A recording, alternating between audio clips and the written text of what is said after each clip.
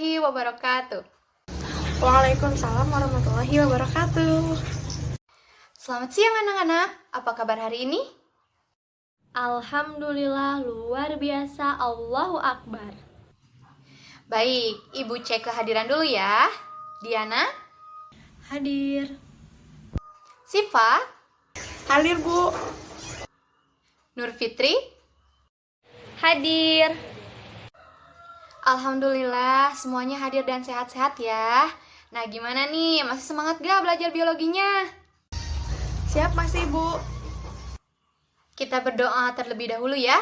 Silahkan, ketua kelasnya dipimpin doanya ya. Sebelum memulai pembelajaran, alangkah baiknya kita berdoa terlebih dahulu. Berdoa dimulai. Berdoa selesai.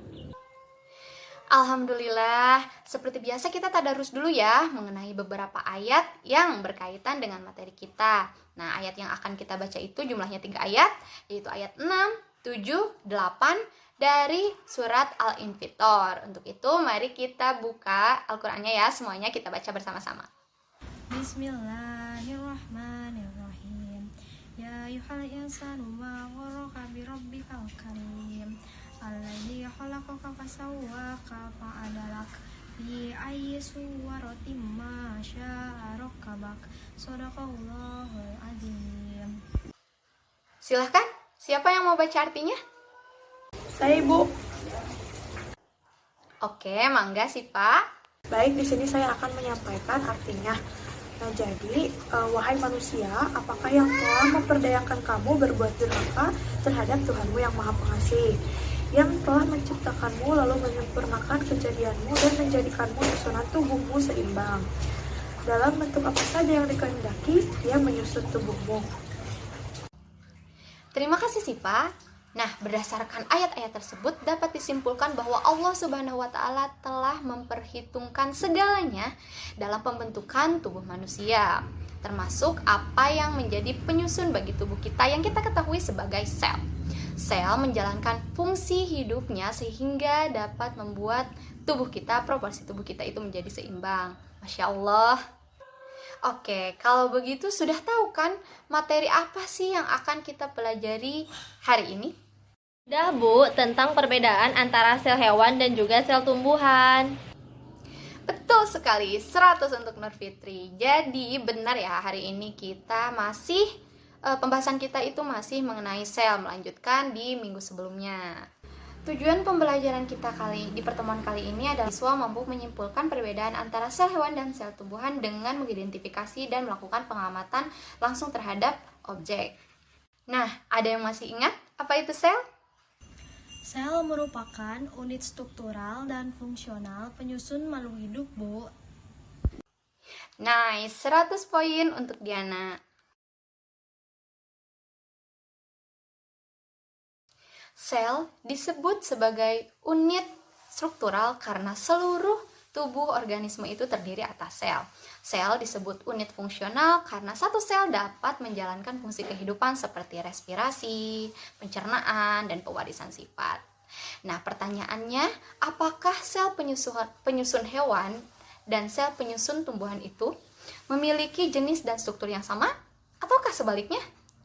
Nah, untuk menjawab pertanyaan tersebut, mari kita berdiskusi kelompok untuk pembelajaran hari ini. Untuk itu, silahkan duduk berdasarkan kelompoknya masing-masing ya. Baik, Ibu.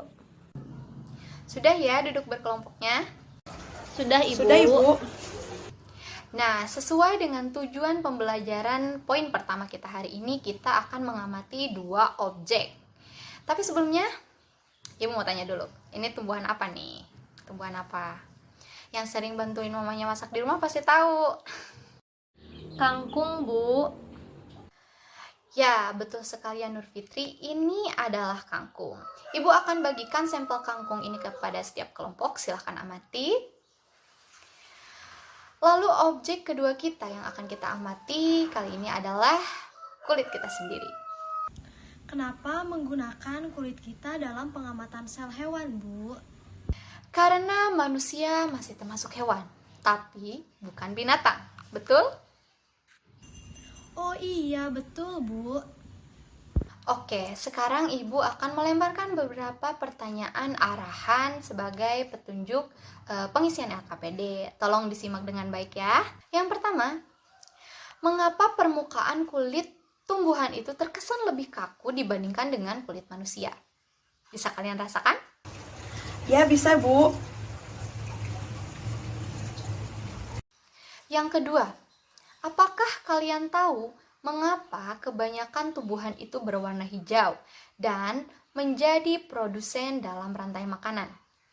Oke, simpan dulu ya jawabannya. Sekarang Ibu akan membagikan LKPD yang harus kalian isi. Silahkan diskusi bersama kelompoknya masing-masing. Ibu beri waktu 30 menit, manfaatkan waktu sebaik mungkin. Kerjakan dengan teliti dan hati-hati, dan dimohon tertib ya. Jangan mengobrolkan hal-hal lain di luar pembelajaran kita hari ini saat diskusi. Selamat mengerjakan. Sudah 30 menit ya, apakah sudah selesai semuanya? Alhamdulillah Ibu. Baik, sekarang kelompok berapa nih yang berani maju untuk memaparkan hasil diskusinya? Kelompok 3, Bu.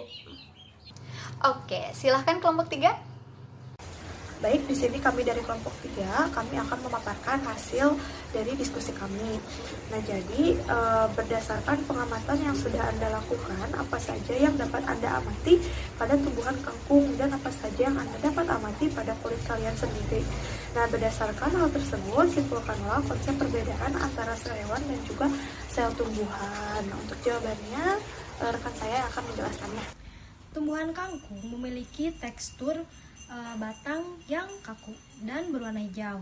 Sedangkan kulit manusia memiliki tekstur yang kenyal atau lunak dan berwarna kecoklatan.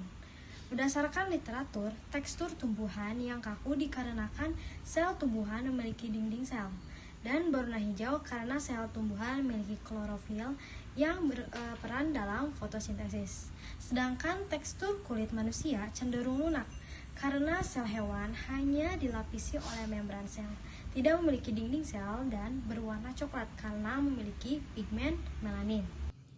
Oke, bagus ya. Kasih tepuk tangan dong teman-temannya. Baik, apakah dapat dimengerti mengenai pembelajaran ini? Insya Allah paham, Bu. Baik, kalau begitu Ibu minta satu orang untuk menyimpulkan hasil pembelajaran hari ini. Ada yang mau menyimpulkan? Saya, Ibu. Oke, silahkan Siva. Baik Ibu, jadi sel tumbuhan dan sel hewan itu memiliki perbedaan baik dari struktur maupun organel selnya. Nah, akan tetapi secara umum bagian-bagian penyusun dari kedua jenis sel ini sama.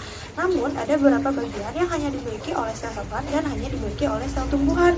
Nah, misalnya pada sel hewan itu memiliki lisosom dan juga sentriol, akan tetapi tidak ada di sel tumbuhan.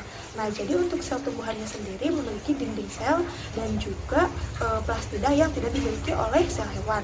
Nah, jadi keberadaan dinding sel pada sel tumbuhan ini menyebabkan tumbuhan itu bertekstur kaku. Nah, sedangkan klorofil pada tumbuhan ini menyebabkan tumbuhan itu dapat memproduksi makanannya sendiri atau berautotrof. Nah, sehingga pada rantai makanan tumbuhan itu berperan sebagai produsen. Seperti itu. Wah, luar biasa. 100 ya untuk Siva. Oke, Ibu rasa sudah cukup untuk pembelajaran pada pembelajaran ini ya. Kita lanjut ke pembahasan topik selanjutnya.